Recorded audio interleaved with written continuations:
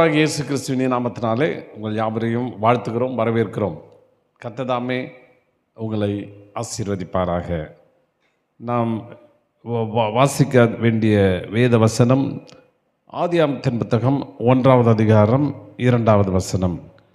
பூமியானது ஒழுங்கின்மையும் பெருமையுமாய் இருந்தது, ஆழத்தின் மேல் இருந்தது, தேவ ஆவியானவர் ஜலத்தின் மேல் அசைவாடி கொண்டிருந்தார். And the earth was without form and void, and darkness was upon the face of the deep, and the Spirit of God moved upon the face of the water. இன்னொரு மொழிபெயர்ப்பில் இப்படி போட்டுக்கிறது, earth was formless and desolate. The raging ocean that covered everything was engulfed in total darkness, and the Spirit of God was moving over the water. அதனுடைய மொழிபெயர்ப்பு என்னென்னா, பூமி உருவமற்றதாயும் பாழாகவும் இருந்தது, எல்லாவற்றையும் மூடியிருந்த கொந்தளிப்பான கடல் முழு இருளில் மூழ்கியது, கடவுளின் ஆவி தண்ணீர் மேல் அசைவாடி கொண்டிருந்தார். இந்த வசனங்களை வாசிக்கும் பொழுது நாம் தொடர்ந்து இந்த காரியங்களை பார்த்து வருகிறோம்.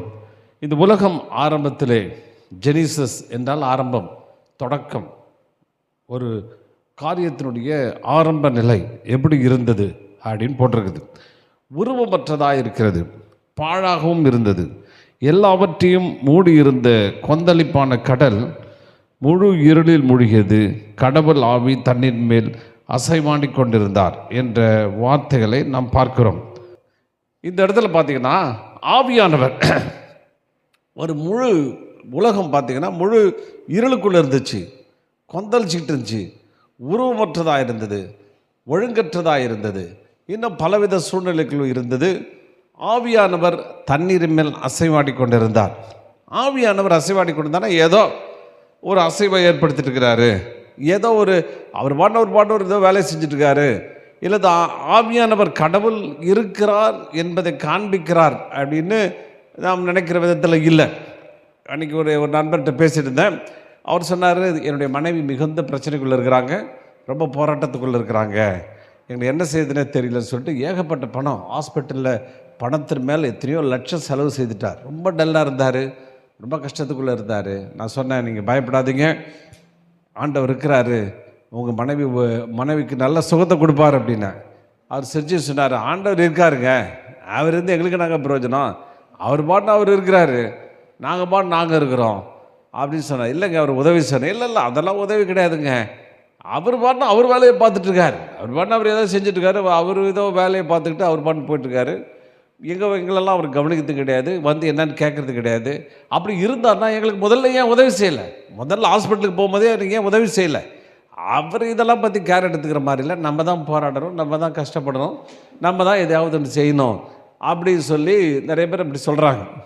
இன்னும் சில பேர் சொல்கிறாங்க, இல்லைங்க தலை விதி இப்படி இருக்குன்னு இருக்குது, விதிப்படி நடக்கும், அப்படியே விட்டுட்டாங்க, நம்ம எல்லாம் முன்னாடியே எழுதியாச்சுங்க, தலையில் எழுதியாச்சுங்க அப்படின்றாங்க. மொட்டடிச்சு பார்த்தா தெரியுமா என்னன்னு தெரியல, எழுதி வச்சாக்க என்ன எழுதி வச்சுருக்காரு ஏது வச்சுருக்கான்னு தெரியல. ஆனால் வேதாகம் இதை குறித்து திட்டமும் தெளிவாக செய்கிறது. இப்படி தான் இருக்குது, நல்லா கவனிக்கிறீங்களா? இப்படி தான் இருக்குது, சூழ்நிலை இப்படி தான் இருக்குது, பிரச்சனை அப்படி தான் இருக்குது, இருள் இருக்குது, ஒழுங்கு இல்லை, குழப்பம் இருக்குது, கேயாஸ், குழப்பம் நிறைந்த ஒரு வாழ்க்கையில் வாழ்ந்துட்டுருக்குறோம், முடிவு தெரியாமல் போயிட்டுருக்குறோம், இருளுக்குள்ளே நடந்து கொண்டு இருக்கிறோம், என்னன்னு தெரியல, வெளிச்சத்தையே பார்க்க முடியல, எல்லாம் இருட்டாக இருக்குதுங்க, எல்லாம் குழப்பமாக இருக்குதுங்க அப்படின்னு சொல்லி நாம் பல விதங்களிலே சோர்ந்து போகிறோம். ஆனால் ஆண்டவர் தண்ணீர் மேல் அசைவாடி கொண்டிருந்தார். தண்ணீரில் அசைவாடிட்டு இருக்காரு அப்படின்னா ஒரு நோக்கத்தை அவர் உருவாக்கி கொண்டிருக்கிறார், ஒரு நோக்கத்தை தெளிவுபடுத்தபடி விரும்புகிறார். கர்த்தர் ஆவியாக இருக்கிறாரு, ஏன் உன் பக்கத்தில் அசைவாடணும், ஏன் உன் பக்கம் அருகாமையில் வந்திருக்கிறாரு, உனக்கு கிட்ட வந்துட்டு உனக்கு உதவி செய்யும்படி வருகிறார். இயேசு சீஷில் பார்த்து சொன்னார், ஏப்பா நீங்கள் போங்க, நீங்கள் போயிட்டு கிராமத்தை பிரசங்கம் பண்ண வேண்டியது, பரலோக ராஜ்யம் சமீபத்திருக்கிறது, the kingdom of God is near at hand அப்படின்னு போட்டது. கை கட்டுற தூரத்தில் இருக்குது, நான் பக்கத்தில் வந்துருக்குது, இந்த கிட்ட இருக்குது, இருளுக்குள்ளே இருக்கிற, குழப்பத்துக்குள்ளே இருக்கிற, பிரச்சனைக்குள்ளே இருக்கிற, வியாதிக்குள்ளே இருக்கிற, பலவிதமான போராட்டத்துக்குள்ளே இருக்கிற, ரொம்ப பக்கத்தில் வந்திருக்காரு, கை கட்டு தூரத்தில் வந்திருக்குது. நீங்கள் மனம் திரும்புங்கள் அப்படின்னா என்ன அர்த்தம்? எப்பா கொஞ்சம் மனசை மாற்று, எப்போ பார்த்தாலும் என் பிரச்சனை இதுதான், நீயே ஒரு முடிவு கட்டிட்டு நீயே முடிவு எழுதிட்டு உட்காந்துருக்காத, முடிவரை இல்லை, முடிவரையை தேவன் நல்ல விதமாக எழுதும்படி விரும்புகிறார், அற்புதமாக எழுதும்படி விரும்புகிறார், ஆச்சரியமான காரியங்கள் எழுதும்படி விரும்புகிறார். நீ சொல்லிட்டு ஏதோ ஒரு வாக்குத்தத்தத்தை பிடிச்சிக்கிட்டு ஏதோ ஒரு தத்துவத்தை பிடிச்சிக்கிட்டு இப்படி தான் வாழ்க்கை, இதுதான் வாழ்க்கை, இப்படி தான் இருக்கும், இப்படி தான் போகும், அதான் அது பாட்டு அப்படி இல்லை, அது இஷ்டத்துக்கு போகிறது இல்லை, அதை மாற்றும்படி தேவன் விரும்புகிறார். அப்போ ஏசு என்ன சொல்கிறவராரு, பரலோக ராஜ்யம் அப்படின்னா பரலோகம் கிட்ட வந்துருச்சுப்பா, அதிகாரத்தோடு வல்லமையோடு அதிகாரம் வந்து பரலோகம் வந்துச்சுன்னு அர்த்தம். அதிகாரமும் வல்லமையும் கிட்ட வந்துடுச்சு, கை நீட்டு தூரத்தில் இருக்குது. மனம் திரும்பினா உன் மனசை மாற்றணும்னா இதுக்கு ஒரு விடிவு இருக்குது. இது எனக்கு நான் மாற்றணும், இந்த சூழ்நிலை மேலே நான் ஜெயிக்கணும், இந்த வியாதியின் மேல் நான் மேலே வரணும் அப்படின்ற தீர்மானம் உனக்குள்ளே வந்து கை கட்டுற தூரத்தில் கிறிஸ்து இயேசு இருக்கிற அவர்கிட்ட நீ வந்துட்டா உனக்கு பிரச்சனையிலேருந்து விடுதலை உண்டாகும், உனக்கு சுகம் உண்டாகும் என்று சொல்லுகிறார். யோபு குறித்து வாசிக்கும் பொழுது யோபுல பார்த்தீங்கன்னா, யோபு 9:33 எங்கள் இருவர் மேலும் தன் கையை வைக்கத்தக்க மத்தியஸ்தன் எங்களுக்கு இல்லையே. நல்லா கவனிங்க, யோபு பார்க்குறான், யோபு அங்கலாய்க்கிறான், பல பிரச்சனை, கொஞ்சம் நஞ்சம் பிரச்சனை கிடையாது. வியாதியில் முத்திர வியாதி, வியாதியில் பார்த்தீங்கன்னா அவனுக்கு கட்டி, பெரிய பெரிய கட்டி, உடம்பெல்லாம் கட்டி வந்துடுச்சு. அந்த கட்டி என்ன செஞ்சு பல இடங்களில் வாசிக்கும் போது கட்டி வெடிச்சிருச்சான். அந்த அந்த வெடித்த கட்டியில் புழுதி, அங்கே எடுக்கிற புழுதி, மண், காற்றுலாம் பட்டு அந்த வெடித்த கட்டிக்குள்ளே மண்ணுங்கன்னு புழுதிலாம் உள்ளே போயிடுச்சு. அதுவும் இல்லாமல் அதில் பூச்சிலாம் வந்து தான் அந்த அரிப்பு உடம்பெல்லாம் தாங்க முடியாமல் எதை எடுத்து சொரிஞ்சா நல்லா இருக்குன்னு சொல்லிட்டு ஓட்டு எடுத்து சொரிஞ்சிட்ருக்குறான். இப்படி ஒரு வியாதியா எப்படி இருக்கும்? எவ்வளோ பயங்கரமான சூழ்நிலை. அவங்க பார்த்தவங்க 3 நாளாக சாப்பிடல, இந்த வியாதியை பார்த்துட்டு சாப்பிடவே முடியல, 3 நாளாக துக்கத்தில் வந்துட்டாங்க. உலகமே வேடிக்கை பார்க்குது, எப்படி செல்வ செழிப்பாய் ரொம்ப நல்லா வாழ்ந்தவன் எல்லாமே உறவுகள் பார்த்தீங்கன்னா 10 பிள்ளைங்க ஒரே இடத்துல அவுட்டு. மனைவியும் சொல்லிட்டா, விட்டு சாவியா நீ இதோட வச்சு இந்த வச்சுன்னு எதுக்கியா வாழற, முடிச்சுக்கோ லைஃபை, ஜீவனை விடும் போ, ஜீவனை விட்டு செத்து போயிடு, ஏதாவது மாத்திரை கீத்திர இதை பால் டால் வாங்கி குடிச்சிட்டு போயிடு அப்படின்னு மனைவி சொல்கிறான். இவங்கெல்லாம் வரான்ல ஃப்ரெண்ட்ஸுங்க, அவனுக்கு ஏதாவது உதவி செய்யணும் அப்படின்னு சொல்லி பார்த்து என்ன சொல்கிறாங்க, உதவியே செய்யலை, உபத்திரம் தான் சொன்னாங்க. என்ன சொன்னாங்க, ஏதாவது தப்பு பெரிய தப்பு, பல்லான தப்பு ஏதாவது பண்ணியிருப்பாப்பா, நீ சாதாரண நாளில் பயங்கரமாக ஏதாவது தப்பு பண்ணிட்ட, சும்மா எப்படி ஆண்டவர் இவ்வளோ வியாதியை கொடுப்பாரு அப்படின்னு. பாட்ட செய்யலடா, இருந்தால் சொல்லிடான்னு கேட்றான். இருந்தாலும் மாற்றி மாற்றி பேசி இருக்கிற அங்கலாய்ப்பை அவன் வந்து அதிகரிச்சுட்டு போயிட்டான். அப்போ அவன் சொல்கிறான், மனம் நொந்து குழம்பி போய் சொல்கிறான், தேவனுக்கும் எங்கள் இருவர் மேலும், தேவனுக்கும் எனக்கு எங்கள் இருவர் மேலும் கை வைக்கத்தக்க மத்தியஸ்தன், எங்களுக்கு இல்லையே. எப்பா இந்த பிரச்சனையை தீர்க்கக்கூடிய எனக்கும் தேவனுக்கும் நடுவில் ஒருத்தர் வந்து எங்கள் 2 பேர் காரியத்தையும் பேசி எங்கள் 2 பேரையும் சரிப்படுத்தி எங்களுக்குள்ள ஒரு மத்தியஸ்தம் இருந்தால் என் பிரச்சனை சால்வான்னு சொல்கிறான். என்ன ஒரு யோபு அக்கலாய் இப்போ ஒரு அற்புதமான வார்த்தைகளை எங்கே சொல்லுகிறான். ஒரு மத்தியஸ்தன் தேவை.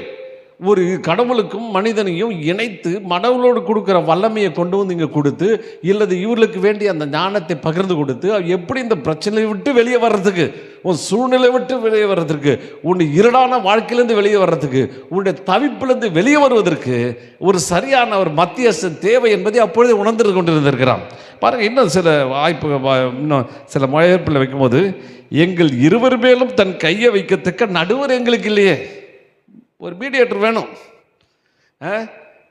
உங்கள் பிரச்சனையை மீடியேட்டர் ஒருத்தர் வந்து எங்களுக்கும் ஆண்டவரை தொடர்புபடுத்தி அவுட்டை கேட்டு இங்கே சொல்லி, நம்ம பிரச்சனையை அவுட்டை சொல்லி 2 பேரையும் சமரசம் பண்ணி வைக்கிறதுக்கு ஒரு நடுவர் ஒருத்தர் தேவை அப்படின்னு சொல்கிறான்.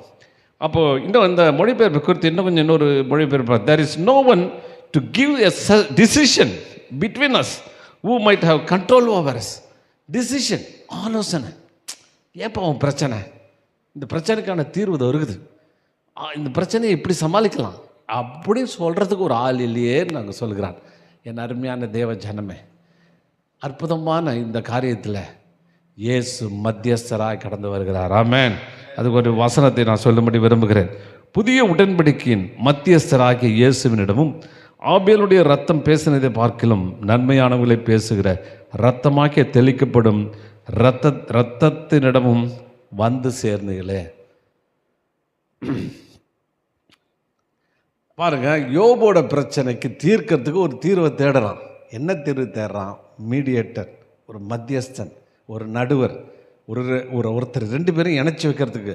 பரலோகத்தையும் பூகோளத்தையும் இணைத்து வைக்கிற ஒருத்தர் இல்லையே அப்படின்னு அவன் கலாய்க்கிறான். வேதம் என்ன சொல்லுகிறது? இயேசுவிடத்தில் அது கொடுக்கப்படுகிறது. ஆமென். உன்னையும் பரலோகத்தை இணைக்க, உன்னையும் தேவனை இணைக்க, உன் பிரச்சனைக்கு ஒரு தீர்வு உண்டாக்கும்படி, தீர்வை அதை நிரந்தரமாக்கும்படி ஆண்டவர் மத்தியஸ்தராகி இயேசு இந்த உலகத்துக்குள்ளே வந்தார். இயேசு பார்த்தீங்கன்னா மத்தியஸ்தர். இந்த உலகம் நோக்கியிருந்த விடுதலையின் தேவன். இந்த உலகம் பார்த்தா 2ஆக பிரித்தவர். காலத்தை கீப்பு உங்களுக்கு தெரியும். கீப்புக்கு 2ஆக பிரித்தவர். எல்லா பிரச்சனையும் அவர் உள்வாங்கி அதை அப்படியே தேவனிடத்தில் கொண்டு போய் அங்கிருந்து வருகிற கிருபைகளையும் வல்லமைகளையும் உன்னிடத்தில் பகிர்ந்து கொடுத்து உன்னை மேலே தூக்குகிற ஒரு அற்புதமான தேவன் தான் ஆண்டவராகிய இயேசு. அப்போது நிறைய பேர் சொல்கிறாங்க, யோபு பிரச்சனை எனக்கு. ஏப்பா, யோபு பிரச்சனை தீர்க்கிறதுக்கு மத்தியஸ்தர் இல்லை. அல்லேலூயா. யோபு மாதிரி உனக்கு பிரச்சனை வரும் அப்படி எதிர்பார்க்கறது தவறான. நீ சரியாக வேதத்தை படிக்கலன்னு தான் அர்த்தம். நீ சரியாக நீ புரியலன்னு தான் அர்த்தம். யோபு கேட்குறான், எனக்கு ஒரு மத்தியஸ்தர் தான் என் பிரச்சனை சால்வ்டான்றான். ஆனால் நாம் கிருபை பெற்றவர்கள், நாம் விசேஷித்தவர்கள். ஏன் நாம் மத்தியஸ்தராகிய இயேசு நமக்குள்ளே வந்திருக்கிறார். ஆமென். அந்த யோபு பிரச்சனை என்ன எக்ஸ்ட்ரீம் பிரச்சனையை எப்படி தீர்த்து வைக்கிறார். அதுபோல் யோபு போல பிரச்சனைக்கு மத்தியில் இருந்தாலும், குழப்பத்தின் மத்தியில் இருந்தாலும், மத்தியஸ்தராகிய இயேசு நமக்குள்ளே வந்தது மாத்திரமல்ல, உடன்படிக்கை செஞ்சிருக்கிறார். என்ன உடன்படிக்கை? ரத்தத்தினாகிய உடன்படிக்கை. ஹல்லேலூயா. நல்லா அந்த நாட்களில் பார்த்தீங்கன்னா ஃப்ரெண்ட்ஷிப், நம்ம ரொம்ப டியர் ஃப்ரெண்ட்ஸாக பிரியக்கூடாதுன்னா ஒரு ரத்த உடன்படிக்கை பண்ணுவாங்க. ஆனால் இயேசு கொஞ்சம் அப்படியே கையில் ரத்தத்தை தெளிப்பாங்க. நீங்கள் கேள்விப்பட்டீங்களா? நல்ல ஃப்ரெண்ட்ஷிப்புக்கெல்லாம் அடையாளமாக கையை கீறிக்குவாங்க. கீறிக்கிட்டு 2 பேர் கையும் கீறிட்டு இந்த ரத்தத்தை கலந்து நம்ம 2 பேரும் அக்ரிமெண்ட் போடுறாங்க. சில திருமண சடங்கில் கொஞ்சம் விரல்லேருந்து ஒரு ரத்தத்தை எடுத்து அப்படி கீறிட்டு மனைவிட்டேருந்து மணமகள்கிட்டேருந்து கொஞ்சம் ரத்தமும் மணமகிட்டேருந்து ரத்தத்தையும் கலந்து இவங்க 2 பேரும் இனிமேல் ரத்தம் போல் ஒன்றா இருப்பாங்க அப்படின்னு பண்ணுறாங்க. அதுக்கப்புறம் எப்படி இருப்பாங்கன்னு தெரியாது. அது பாருங்கள், ஒரு சொட்டு ரத்தம் அவ்வளோ பவர்ஃபுல்லாக. ஏன்னா இயேசு சரீரத்தில் இருக்க அத்தனை கடைசி ரொட்டம் வரலையும் கொடுத்துட்டு உன்னோடு கூட ஒரு உடன்படிக்கை பண்ணியிருக்கிறார். ஆமாம், உங்கள்கிட்ட சொன்ன பாருங்கள். அல்லேலூயா சொல்லுங்கள். ஆமென். அல்லேலூயா. முழு ரத்தத்தையும் செஞ்சு உடன்படிக்கை பார்த்தா ரத்தம் பேசுதியா? ரத்தம் பேசுது. ரத்தம் சொல்லுது, உனக்கு விடுதலை கூட, அவருடைய தழும்புகளால் குணமானீர்கள். ரத்தம் பேசுது. எப்பா ரத்தத்தை சிந்திருக்கிற, நீ வியாதியோட அவஸ்தைப்பட தேவையில்லை, வியாதியோட போராட தேவையில்லை. வியாதியினுடைய பிரச்சனைக்கு முற்றுப்புள்ளி வச்சாச்சு. ஏன்னா யோபுக்கு அந்த பிரச்சனை, யோபுக்கு அவங்ககிட்ட இல்லை மத்தியஸ்தர். ஆனால் நமக்கு மத்தியஸ்தர் இருக்கிறாரு. அவன் அங்கலாச்சி விரும்பி கேட்ட அந்த மத்தியஸ்தரில் அந்த மத்தியஸ்தராக இயேசு நமக்குள்ள வந்துட்டாரு. உங்களை எங்கே இணைக்கிறார். அப்படி தழும்புகளால் குணமானீர்கள். என்ன ஆயிட்டீங்க? குணமாயிட்டீங்கப்பா. ரத்தம் சிந்தபிச்சா முடிஞ்சிச்சு, சாப்பிட்டுருவோம் வியாதிக்கு. அதை மாதிரி நன்மையானவைகள் சகல மனுஷனுக்கு அத்தனை நன்மையும் அந்த ரத்தம் உங்களுக்கு கொண்டு வந்து உங்களுக்கு வாய்ப்பளிக்கிறது என்று அங்கே தேவன் சொல்லுகிறான். சரி, இந்த கடலில் சம்பந்தம் பாருங்கள். இந்த வேதாகம் ஒரு அருமையான ஒரு களஞ்சியம். நீங்கள் எங்கே எடுத்தாலும் இயேசுகிட்ட வந்து நிற்கும். இயேசு எந்த இடத்துல எந்த பாயிண்ட் பழைய ஏற்பாட்டில் எங்கே எடுத்தாலும் இயேசு அந்த இடத்துல வந்து அந்த சென்டர் பாயிண்ட், அந்த மெயின் பாயிண்ட், அவர் தான் எல்லாத்தையும் இயக்கிற அந்த பாயிண்ட்டுக்குள்ளே வந்துடுவார். இங்கே மாதிரி இந்த கடலை குறித்து நான் பார்க்கும்போது, கடல் பார்த்திங்கன்னா நம்முடைய வாழ்க்கையை கடலுக்கு ஒப்பனையாக சொல்லலாம். ஹல்லேலூயா. ஒருத்தர் என்ன பண்ணாரா, ஒரு பெரிய கப்பல் வந்து கடலில் போயிட்டு இருந்துதான். போயிட்டு இருக்கும்போது புயலில் சிக்கி தவிச்சிச்சு, புயலில் மாட்டிச்சு. அடித்த புயல் எங்கே போச்சுன்னே தெரியல. அவங்களுக்கு எல்லாம் போயிடுச்சு, டைரெக்ஷன்லாம் மிஸ் பண்ணிட்டாங்க. எங்கே போச்சுன்னே தெரியல, கப்பல் எங்கே போய் நிற்குதுன்னே தெரியல. சாப்பாடெல்லாம் செலவழிஞ்சு போச்சு. கடைசியில் தண்ணியே இல்லையா, சுத்தமாக குடிக்கிறது கூட தண்ணி இல்லை. என்ன பண்ணுறதுனே தெரியல. எல்லாம் தவிக்கிறான். தண்ணியெல்லாம் கீழே அவ்வளோ தண்ணி இருக்குது. சொல்லுவாங்க water everywhere water, but no water to drink. அவ்வளோ எங்கே பார்த்தாலும் தண்ணியாக இருக்குது. ஆனால் ஒரு டம்ளர் குடிக்கிறதுக்கு தண்ணி இல்லை. அப்படி தான் இருக்குது வாழ்க்கை. நிறைய சொல்கிற விதம் அப்படி தான். எங்கே பார்த்தாலும் உப்பு தண்ணி, எப்படி குடிக்கிறது அப்படின்னு குழம்பிக்கிட்டு எல்லாம் சாக போகிறோம் அப்படின்னு சொல்லிட்டு அழுதுகிட்டு கடவுளை பார்த்து வேண்டாம் அந்த தெய்வத்தை வேண்டிக்கிட்டு அந்த இடத்துல நின்றுருக்காங்களாம். அப்படியே தகைச்சி போய் என்ன பண்ணுறதுன்னு தெரியாமல் ஷிப்பு கடலில் நிற்குது. பல பிரச்சனை இருக்குது. அப்புறம் பார்த்தா தூரத்தில் பார்த்தா ஒரு ஷிப்பு போகுது. அப்படியே கிட்டன்னு இப்படி தள்ளி அந்த பக்கம் போதும். இவங்க கத்துறாங்களாம், எனக்கு தண்ணி கொடு தண்ணி கொடு தண்ணி கொடுன்னு. எல்லாம் மேலே வந்து கப்பலுக்கு மேலே தண்ணி கொடு தண்ணி கொடு தண்ணி கொடு தண்ணி கொடுன்னு கேட்குறாங்களாம். அவன் சொல்கிறானா கீழே இருக்குது கீழே இருக்குது கீழே இருக்குன்றானா. இவன் தண்ணின்னு கேட்டால் கீழே இருக்குது கீழே இருக்குன்றான். என்னடா சொல்கிறான், அவனுக்கு புரியல. கீழே போட்டு போகிறேன்றான். உன்னை இவங்களுக்கு ஒன்றும் புரியல. ஏன்னா எதுக்குடா கீழே தான் தண்ணி இருக்குது தெரியுமே, அது எப்படா நீங்கள் சொல்கிறது அப்படின்னு சொல்லிட்டு குழம்பிட்டு இருக்கும்போது ஒருத்தன் சொன்னான்னா, அவன் தான் ஏதோ சொல்கிறானே, நம்ம இது பக்கெட்டை விட்டு பார்ப்போம், அப்படியே இது உப்பு தண்ணிடா, இல்லை விட்டு பார்ப்போம் என்னமோ சொல்கிறான்னு சொல்லிட்டு ஒருத்தன் நம்பிக்கை என்ன செஞ்சானா, நேராக ஒரு பெரிய பக்கெட்டை கயிறில் கட்டி கப்பல்லேருந்து இறக்குனானா. இறக்கி அந்த எல்லாம் சிரித்தாங்களாம். அவன் எதோ தீழது நம்மளுக்கு கேலி பண்ணிட்டு போகிறான், நீ வேற இப்படி சொல்கிறியான்னு. அந்த பக்கெட்டு தண்ணியை எடுத்து பார்த்து லைட்டாக குடித்தா தித்திப்பாக இருக்குதான். அல்லேலூயா. அவனுக்கு ஆச்சரியம், என்னடா கடலில் நல்ல தண்ணி இருக்குது அப்படின்னு. அப்புறம் பார்த்தா எல்லாரும் பக்கெட்டை விட்டு மொண்டு மொண்டு பார்த்தா நல்ல அருமையான தித்திக்கிற தண்ணி. அப்புறம் தான் அவங்களுக்கு ஒரு காரியம் புரிய வந்துதான். அமேசான் ஆறு கடலில் கிடக்கிற முகத்துவாரத்துக்கிட்ட வந்துட்டாங்களாம். இந்த அமேசான் நதி ரொம்ப பெரிய நதி. அந்த கடலில் கலக்கிற இடம் பார்த்திங்கன்னா பல மைல் தூரத்துக்கு கடலில் நல்ல தண்ணியாக இருக்குமா. கேள்விப்பட்டிருக்கீங்களா? ஃபுல்லாக நல்ல தண்ணி, இது ட்ரிங்கிங் வாட்டராக இருக்குமா. அந்த தண்ணி அங்கே இருக்குது, தெரியாமல் பல நாளாக தண்ணி குடிக்காமல் தவிச்சிட்டு உட்காந்துருக்காங்க. அப்போ அவங்க சொன்ன பிற்பாடு தண்ணியை குடிக்கும்போது அவளுக்கு அவ்வளோ சந்தோஷம், உயிர் திரும்பி வந்துச்சு. அதே மாதிரி தான் நாங்கள் சொல்கிறோம், அல்லேலூயா, ஏப்பா இயேசுகிட்ட வாப்பா, பக்கெட்டை கொடுப்பா, நல்ல தண்ணி ஜீவ தண்ணி இருக்குதியா, உயிர் கொடுக்குற தண்ணீர் இயேசு வச்சிருக்கிறாரு. இயேசுவோட நல்லது சென்ன இல்லைங்க. நிறைய பேர் சொல்லலாம், இயேசு என் பிரச்சனையை எப்படிங்க சால்வ் பண்ணுவார், பாவங்க அவர் என்றைக்கோ அடித்து சிலுவையில் மாட்டிட்டாங்க, அவர் போய் அவரை தப்பிச்சுக்க முடியல. என்ன பேசுகிறேன்னு எனக்கு ஒன்றும் புரியல. ஒன்று அடிக்க வேண்டிய இடம் அது, ஒன்று அடித்து மாட்ட வேண்டிய இடத்துல அவர் மாட்டிகிட்டு இருக்கிறார். அந்த மினிட் தான் செஞ்சுருக்கிறார்.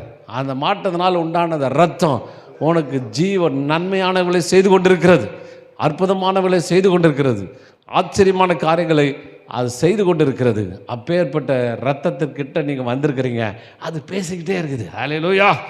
உடன்படிக்கை பண்ணிட்டோம்பா, பயப்பட நல்ல அதனுடைய விசுவாசம் தான் நமக்கு இல்லை. விசுவாசமாக இந்த பக்கெட்டை விடுங்க, விசுவாசத்தோடு கூட நீங்கள் மொண்டு கொள்ளுங்கள். தாகமாக இருக்கிற யாரா என்கிட்ட வாங்கப்பா, ஜீவ தண்ணீர் இலவசமாக ஃப்ரீ. ஆமென். பெரிய நதி கலந்துருக்குது, உப்பு கடலில் இது கலந்துருக்குது, அந்த மோசமான கடலில் கலந்துருக்குது. நீ போகிற அந்த இடத்துல உனக்கு தண்ணீர் கிடைக்க தேவன் உதவி செய்வார். உலகமே உனக்கு எதிராக இருக்கலாம், பிரச்சனைகள் எதிராக இருக்கலாம், ஆனால் இந்த இடத்துல உனக்கு ஆண்டவர் அந்த தண்ணீரை தருவதற்கு அவர் அற்புதம் செய்கிறவராக இருக்கிறார். பாருங்கள், இந்த உலகம் பார்த்திங்கன்னா எப்படி சொல்லலாம், வாழ்க்கை பயணம் கடலில் போகிற பிரயாணம் மாதிரி. ஸோ அது நல்லா கவனிக்கிறீங்களா? எந்த நாளும் அப்படியே தண்டல் காற்று வீசிக்கிட்டு அருமையாக ஒரே மாதிரி இருக்காது. கடல் பிரயாண வாழ்க்கை பிரயாணம் வேதாந்தத்தில் பல இடங்களில் வசதி கப்பல் பிரயாணம் மாதிரி. கப்பல் பிரயாணத்தில் எல்லா நாளும் அழகாலாம் இருக்காது. ஒரு நாள் நல்லாயிருக்கும், ஒரு நாள் மழை பெய்யும், ஒரு நாள் அலை அடிக்கும், ஒரு நாள் புயல் அடிக்கும், இன்னொரு நாள் கடல் கொந்தளிக்கும். எல்லா கொந்தளிப்பு நடுவில் நீங்கள் போகணும்னா ஆண்டவர் விரும்புகிறார். இதற்கான ஒரு சம்பவத்தை வாசிப்பை பாருங்கள். வேதாமம் எப்படி தொடர்புடையது, எப்படி இயேசுக்குள்ளே கொண்டு வந்து அதை நிறுத்தி அது இயேசுக்குள்ளே கொண்டு வந்து உங்களுக்கான பெரிய விடுதலையை கொண்டு வருகிறது. வாசியங்கள் எழுதின புத்தகம், மத்திய எழுதின புத்தகம் 8வது அதிகாரம் 23-27.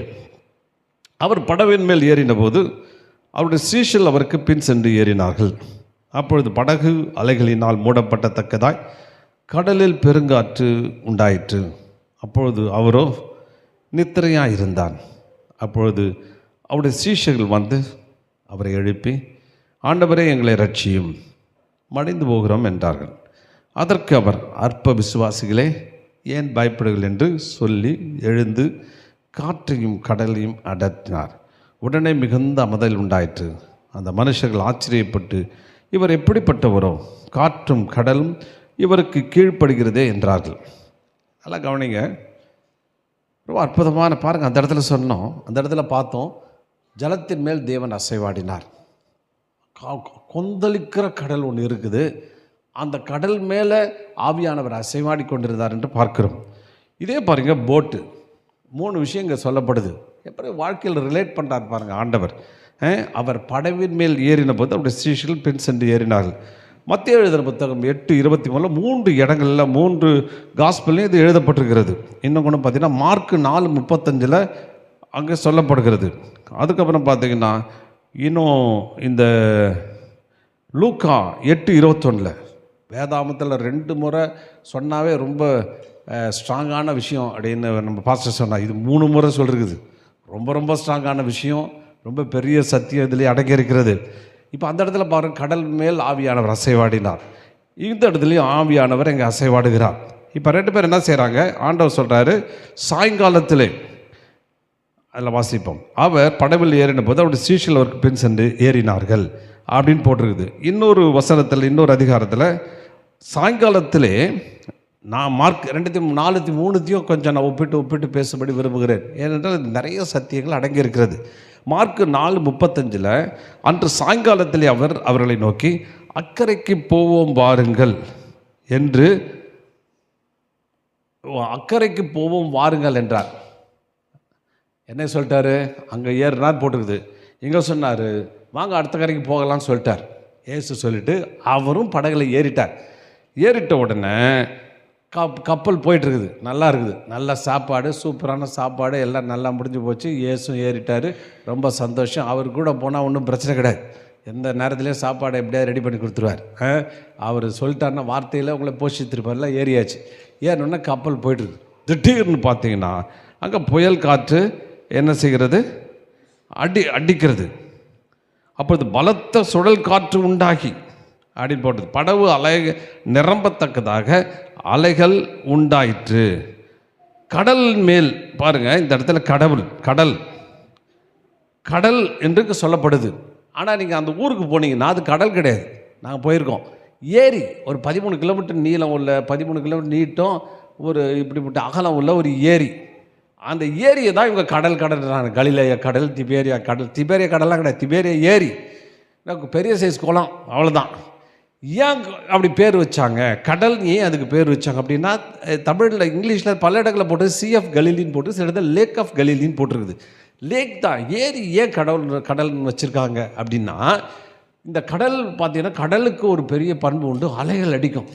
ஏரியில் அடிக்குமா, ஏரியில் லைட்டாக தான் அலை அடிக்கும்.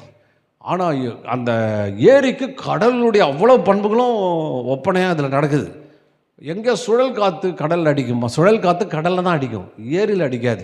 ரெண்டாவது அலை பெரிய அலை, போட்டே கப்பலே உள்ள தண்ணி வர்ற அளவு பெரிய அலைக்கு எந்த ஏரியிலையும் வராது, இங்கே உண்டாகும். இன்னும் சில வசனங்கள், அந்த வசனங்களில் வாசிச்சா டைம் ஆகிடும். கடல் கொந்தளித்ததுன்னு போட்டுருது. ஏரியில் எங்கேயாவது கொந்தளிப்பு உண்டாகுமா, கொந்தளிப்பே உண்டாகாது. இந்த ஏரியில் கொந்தளிக்குது, பொலன்னு அப்படியே சும்மா குபுலுன்னு அப்படியே கொந்தளிப்பு உண்டாகுது. அப்போ பார்த்தீங்கன்னா ஏரி, இஸ்ரேல் தேசமே ஒரு விசேஷமான தேசம். அங்கே போனீங்கன்னா ஏரி கடல் மாதிரி இருக்குது. இல்லையா, சோத்திரம் எல்லா அந்த இடத்துல கடல் மாதிரி. ஏசு அக்கறைக்கு போவோம் வாருங்கள் என்று சொன்னார். பாருங்கள், எல்லாருக்கும் இலக்குகள் நியமிக்கப்பட்டிருக்கிறது. கப்பல்னால் சும்மா கப்பல் டைம் பாஸுக்கு போகிறது கிடையாது. ஏதோ எந்த கப்பலாவது எங்கேயாவது அப்படியே எங்கேயாவது சுற்றிட்டு இருக்குமா, சும்மா டைம் பாஸுக்கு போகிறாங்க கிடையாது. ஒவ்வொரு கப்பலுக்கும் இலக்கு நியமிக்கப்பட்டிருக்கிறது. ஒவ்வொரு கப்பலும் இந்த டைரக்ஷன் போகணும், அந்த கரைக்கு போகணும், இந்த கரைக்கு போகணும் அப்படின்னு சொல்லிட்டு இலக்குகள் நியமிக்கப்பட்டு, நிறைய கப்பலுக்கு 1 வருஷம் ப்ரோக்ராமே எழுதி வச்சுருப்பாங்க. இங்கே போகணும், அங்கே போகணும், டைம் வேஸ்ட்லாம் கிடையாது, போயிட்டே இருக்கும். அதுபோல் நீங்கள் சும்மா ஊரை சுற்றத்துக்கு சும்மா சுற்றிட்டுங்க, ஏன் வாழ்ந்த தெரியல, எதுக்கு வாழ்ந்த தெரியலன்னு புலம்பிட்டு இருக்குதுல்ல, உங்களுக்கான இலக்கு வைக்கப்பட்டிருக்கிறது. ஆமென். ஏசு சொன்னார் அக்கறைக்கு போவன்னு, அக்கறைக்கு போயே தீருவீர்கள். அல்லேலூயா. அக்கறைக்கு போனால் நீங்கள் உங்கள் படகு போயே தீருங்க, கட்டாயம் போகும். அவன் அப்பேற்பட்ட ஆண்டவர் உங்கள் கூட வருகிறார். என்னைக்கு நீங்கள் உங்கள் போட்டில் இயேசு ஏற்றுக்கிறீங்களா, நீங்கள் பண்ண அவரை எங்கேயோ விட்டுருக்கீங்க. ஆவியானவர் இந்த பக்கம் அசைவாடுறாரு, பிசாசு இந்த பக்கம் கொந்தளித்து கடலை பலவித சூழ்நிலையில் கொண்டு போது நடுவில் நீங்கள் இருக்கிறீங்க. நீங்கள் எந்த பக்கம் போகணுன்னு விரும்புகிறீங்க. அந்த அசைவாடுகிற அந்த ஆவி, அற்புதமான அந்த ஆவியானவர் இயேசு என்கிற மெகா பெரிய தேவனை உங்கள் போட்டில் ஏற்றுக்கிட்டிங்கன்னா உங்கள் படகு ரொம்ப அழகாக எந்த பிரச்சனையும் சமாளிச்சுட்டு போகும், எந்த சூழ்நிலையும் ஊடுருவிட்டு போகும், எந்த சூழ்நிலையும் ஜெயிச்சுட்டு போகும். ஆமென். நான் ஒரு முறை ஒரு இடத்துல கேள்விப்பட்டேன். ஒருத்தர் சின்ன பிரச்சனை, தூக்கு மாட்டி செத்துட்டார். மனைவி பிள்ளைகள்லாம் வெளியே அனுப்பிட்டு கடைக்கு போய்ட்டு வாங்க, நான் கொஞ்ச நேரம் தனியாக இருக்கேன்னார். இவங்க எதுக்கோ சொல்லிட்டு வெளியில் போனாங்க. வர்றதுக்குள்ளே அங்கே இருக்கிற முக்கால்வாசி ஃபினிஷ் பண்ண வீட்டில் தூக்கு மாட்டி இறந்துட்டார். என்ன பிரச்சனை, கடன் பிரச்சனை, தீர்க்க முடியாத முடிவு கட்டிட்டார், சூசைட் பண்ணி இறந்துட்டார். பாருங்கள், போட்டு அன்றைக்கே முடிச்சிட்டார். நான் என்ன சொல்ல வரேன், இதே சூழ்நிலை எனக்கு அப்படின்னு பார்த்துருந்தா நான் 100 வாட்டியாவது தூக்க மாட்டிருக்கணும். ஆனால் தூக்க மாட்டலை. ஏன்னா என் படகுல இயேசு இருக்கிறார். ஆமென். இயேசு உங்கள் படகுல இருந்தா எத்தனை புயலையும் பார்த்துடலாம். அலையில சொல்ல மாட்டீங்களா? எவ்வளவு காத்தையும் பார்த்துடலாம், எப்பேற்பட்ட சூழ்நிலையும் பார்த்துடலாம், எப்பேற்பட்ட காரியத்தையும் ஊடுருவி போகலாம், எப்பேற்பட்ட இருளுக்குள்ளேயும் போய் அந்த பக்கம் போய் கரை சேரலாம். ஆமென். இயேசு ஏற்றுக்கொள்ளுங்கள், ஏற்றுக்கொள்ளுங்கள், இயேசுக்குள்ளே கொண்டு வாருங்கள், இயேசுக்குள்ளே உதவி செய்வார். இன்னொரு அடுத்த காரியம் பார்த்தீங்கன்னா, இயேசு நித்திரையாக இருந்தார். நிறைய பேர் இந்த விஷயத்தை என்ன சொல்கிறாங்க, ஏங்க அவரை தூங்க விட்டாங்க? ஏன்ப்பா பின்ன காலிலேருந்து ஊழியர் செஞ்சுட்டு டயர்டாக தூங்க மாட்டாரா? அவர் நித்திரையாக இருந்தார். இன்னொரு அந்த இதில் வாசிக்கும் போது தலையணை வச்சு படுத்திருந்தார். ரொம்ப சேஃபாக படுத்துட்டுருக்கார், ஆழ்ந்த நித்திரை. ஏன்னா நைட்டு பிரயாணத்தை தூங்கினா தான் அடுத்த நாள் அங்கே போய் நல்லா வேலை செய்ய முடியும். அப்போ போயிட்டுருக்குறாங்க. அப்போ அவர் போயிட்டுருக்கிறார், அப்படி அந்த மாதிரி போயிட்டுருக்கிறார். திடீர்னு பார்த்தா கப்பல் அடிக்குது, கப்பலில் புயல் அடிக்குது.